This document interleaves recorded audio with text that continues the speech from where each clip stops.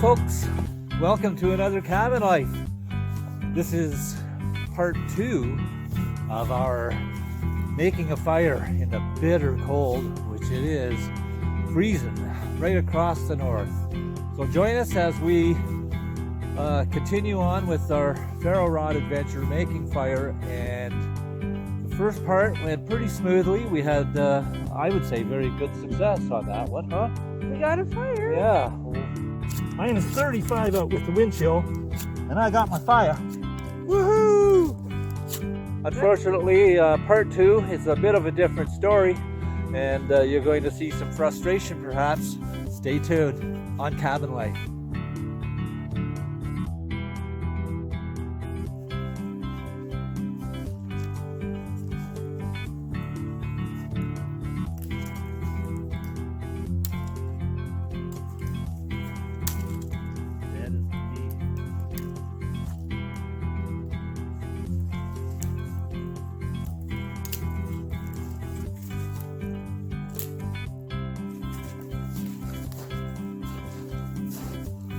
This is the kind of stuff that we're getting.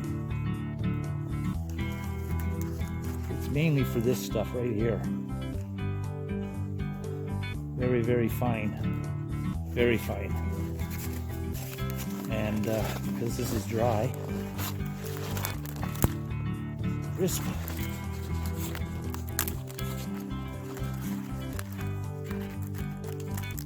This stuff's pretty big to, I'll bet you this is pretty big to try to put a spark to from the ferro rod, but we shall see.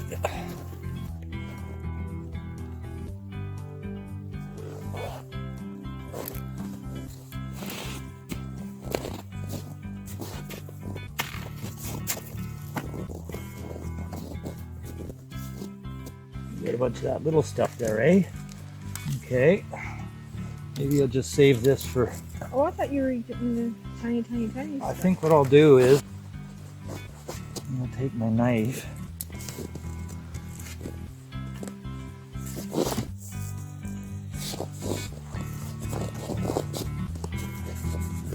Some of this stuff here.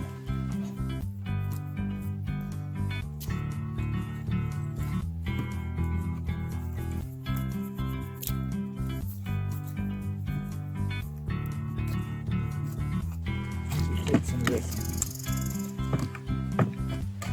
All right, that should be enough. Get a fire going there.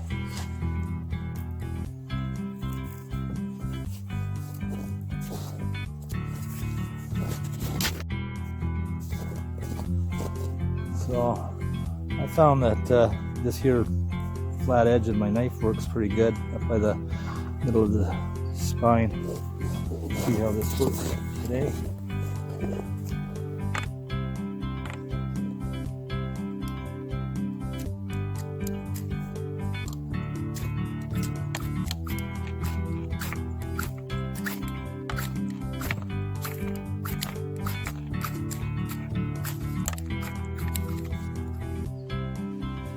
Trial and error. Mostly error. And luck.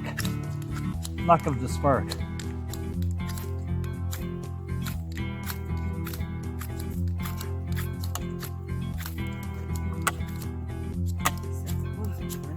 Matter of getting the right angle and pressure.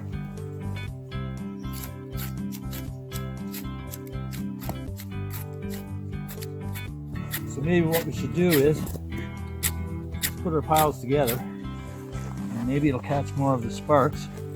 Get a spark arrestor here on the edge. Yeah, the sparks really dance, eh? They just dance along the surface. So if we can get enough of them to catch in there, the material might not be fine enough. Trial and error.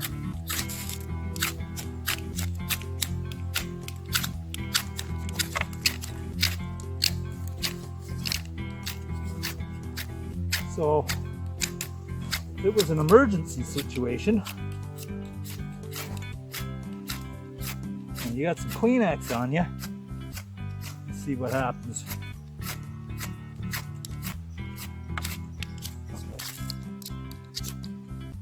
Okay, here we go.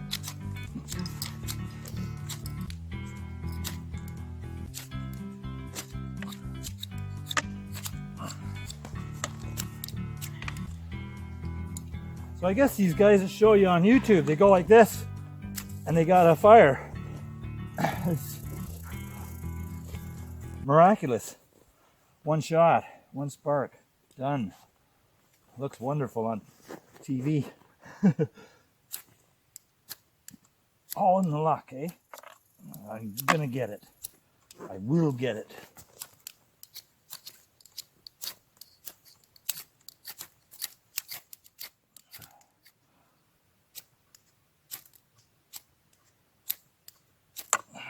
I'm trying to do a pullback at the same time as pushing down.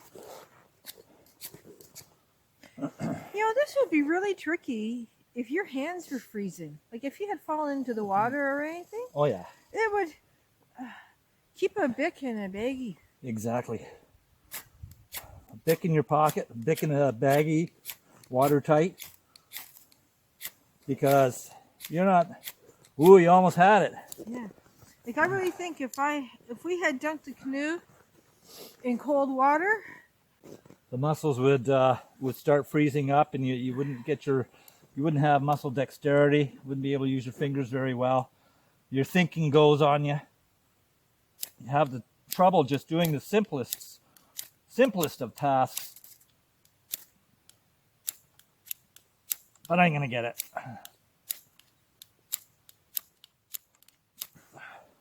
Comments. What are we doing wrong? What could we be doing better? Good one. Oh.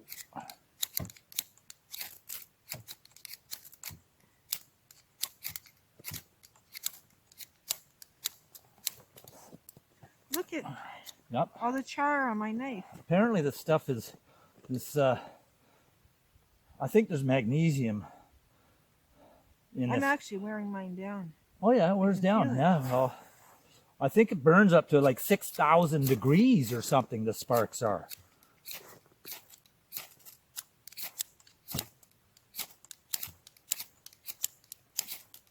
With two of us in there sparking, you think that there'd be enough. Wow.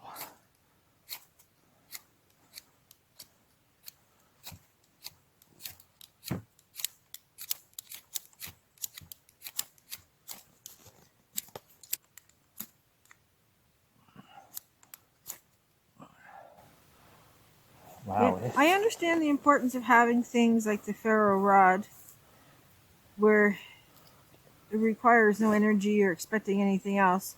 But if we had a brand new Bic lighter or a butane lighter or waxed matches,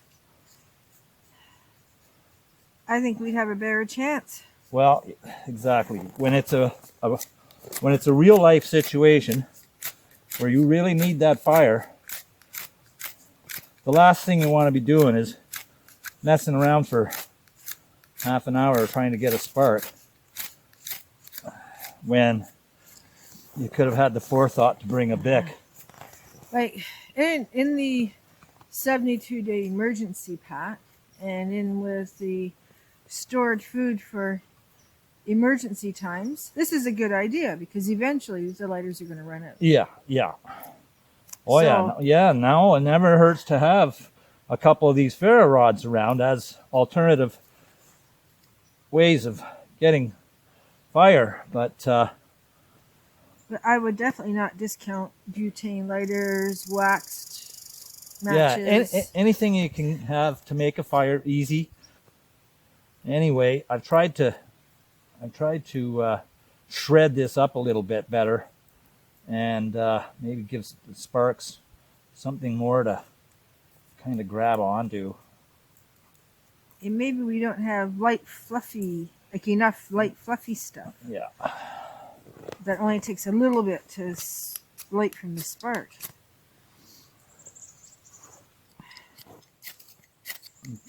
Try this bit of tissue in there too.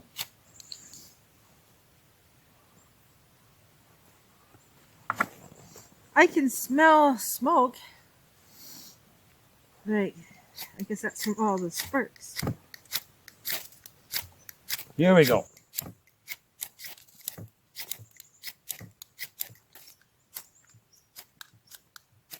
The materials, maybe the materials got too much humidity in it. So a few minutes ago when we did this, I guess we got lucky. We got lucky. Beginner's luck. Yeah.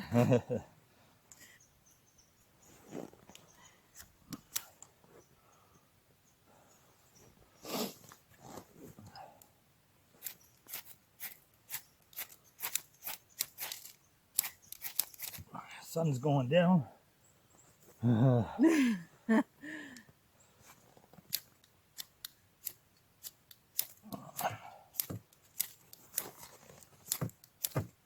Oops.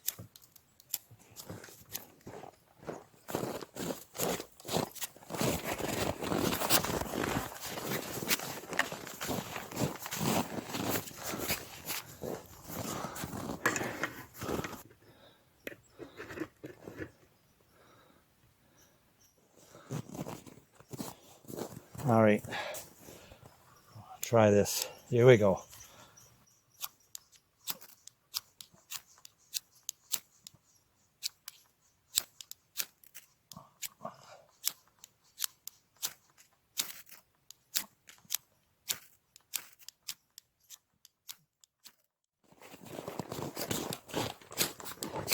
Here's some really, really fine wood shavings. Where should I put them?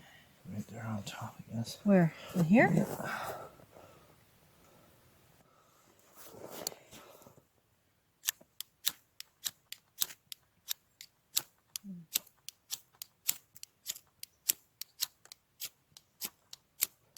Now, if one of those sparks would so kindly land on that.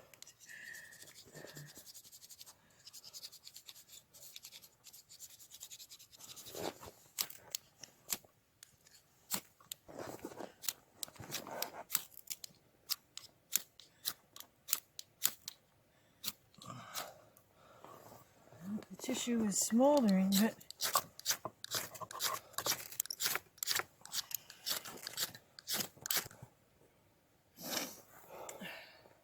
Yep, if this was an emergency situation right now, you'd be starting to think, I think we're in trouble, boys and girls. yeah. Suggestions, comments.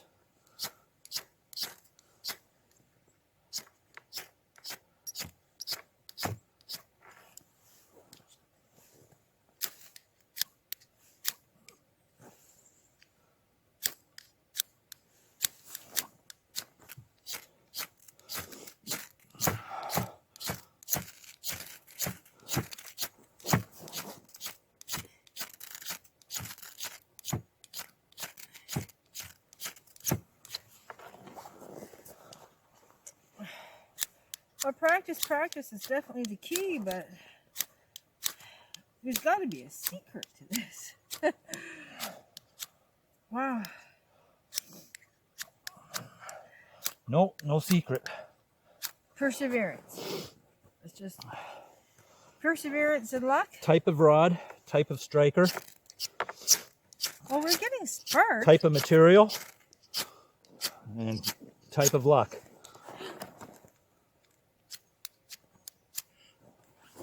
Got it. Got it. Good going. All right. Now, what actually caught was a piece of char that had already smoldered a bit. Ah, yeah, we got it. Okay, follow me over the floor.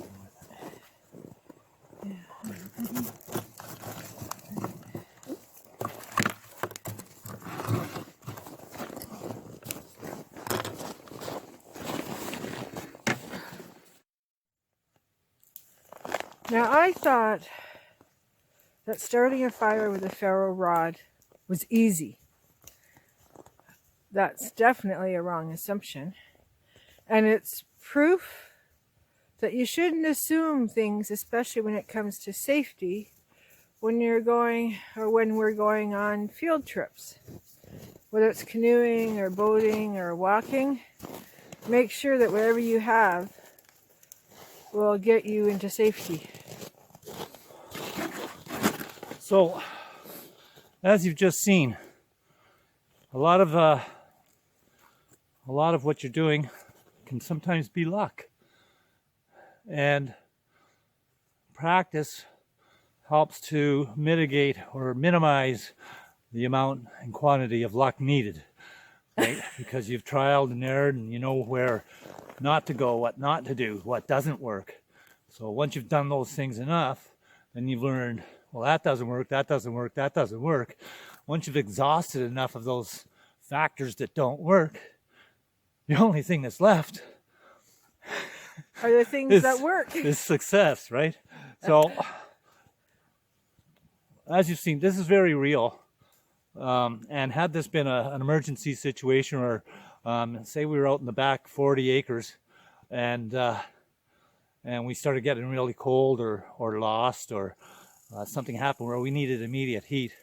As you saw with our very first time using a ferro rod, we had luck in getting that initial wood going, and seemed easy. We tried the the tissue, and we tried some more, and just to see what works and what doesn't, and that was very difficult.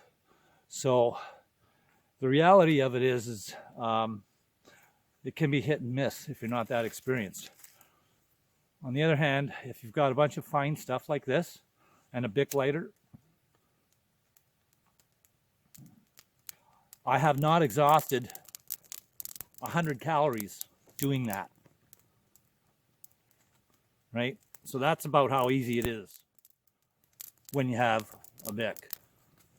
So there we go.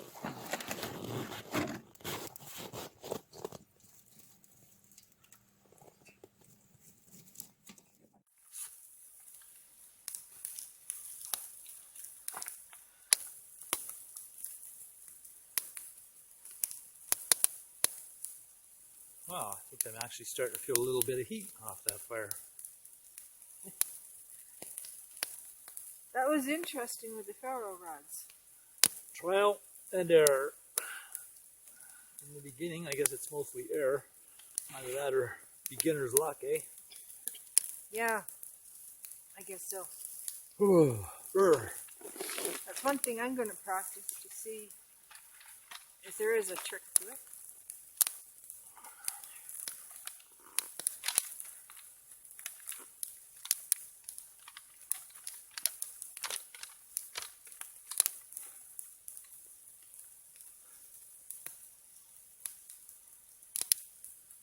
Yeah, actually, it'd be a good idea to maybe have an extra ferro rod, one in our hiking pack, in our day pack. Yes. And that way, if we don't have one on us, we've got one in the day pack all the time, and a Bic lighter to boot. So maybe a little bit of a small container or something of some like baby oil or vegetable oil or something like that. That'll help to ignite things. So as I mentioned, you can either spend 200 or 300 calories with a ferro rod trying to strike a fire in half an hour, 45 minutes of time trying to get that fire going. Or if you happen to have a Bic and a piece of Kleenex, you can spend about 3 calories. So in an emergency survival situation, what's the most practical? Right? Obviously, to carry a Bic with you.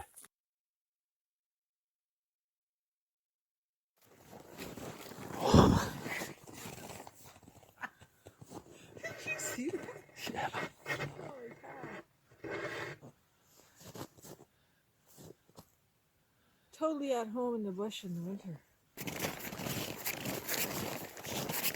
Come on, Jake.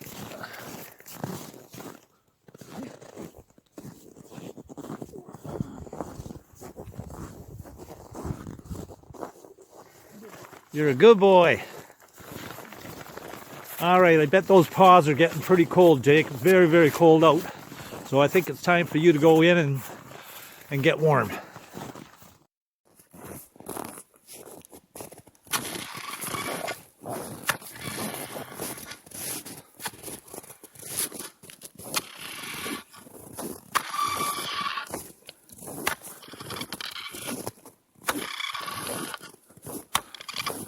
Listen to the sound of this. This is pretty neat. Sound of the stick, the little cedar walking stick. It's got cracks in it, running all the way up, and I think it sings.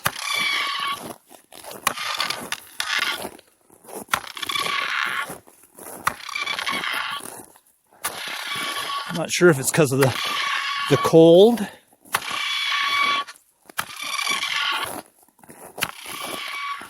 I think the vibration is coming up from the bottom, and as it vibrates, and because it's a fairly skinny stick, the note is quite high pitched. That's what I think. I guess it has something to do with the way it's catching on the snow.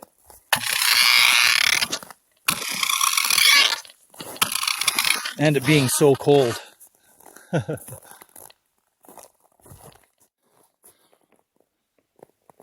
Some animal tracks going across here. I think that's a squirrel. I think that's the red squirrel. And he goes up this old tree here, which is pretty well dead.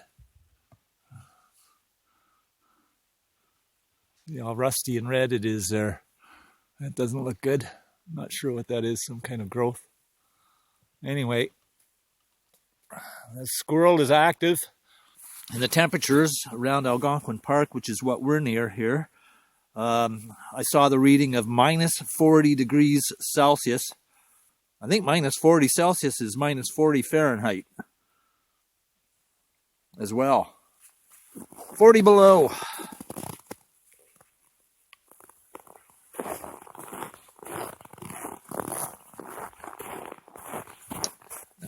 We got these tracks here. This looks more like,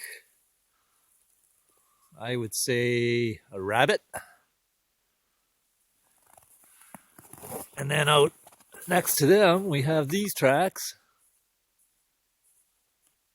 Looks to me like this is from I would say something smaller than a squirrel. Mole or a mouse. So we do have winter activity. As cold out as it is, there's still activity in the bush. The little critters are still out and about and doing their thing. It is cold. Glenn's cedar walking stick is a singing stick. Wow. I thought it was a bird. It really sings. Yeah. I was looking for a bird. What's happening is, I don't know if you can see this or not. Let's see how good our videographer is. Okay, I think what's happening is, with the cold, possibly the snow being the consistency that it is, it's almost like styrofoam as you walk. And there's no sound, very little sound coming from here, but the cracks that are in the wood, I think the cracks are vibrating, and then the skinniness of the wood with the vibrations, I think, is coming all the way up here and coming out the top, and this is acting like almost like a speaker, where the vibrations are letting it come out. So the sound is all emanating from the top mainly. Sings. I was going to say it sounds like a cat or a bird.